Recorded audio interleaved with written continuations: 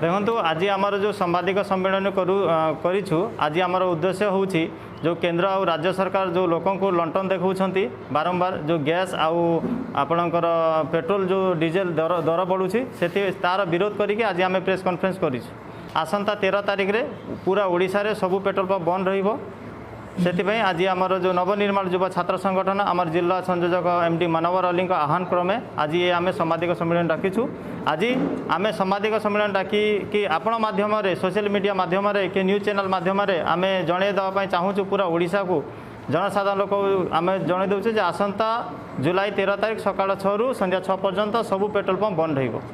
देखो जो केंद्र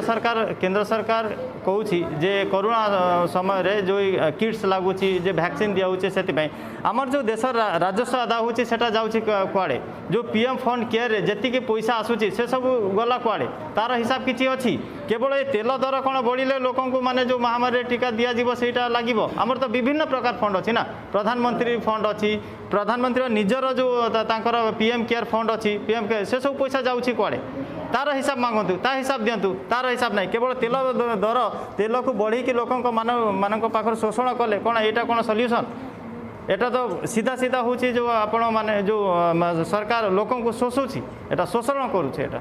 जनसाधारण लोक को हैरान करुची। आगामी दिन में जदि ये आमर जो तेल रेट गैस रेट जदि खाइबा सामग्री रेट जदि न कमिला आगामी दिन में नवनिर्माण युवा छात्र संगठन पूरा जोरदार लड़ाई करिबो दरकार पड़े आम राज्य रास्ता को ओह्लैबू हाईवे बंद करूँ एथि आम जेल जीवाई भी प्रस्तुत।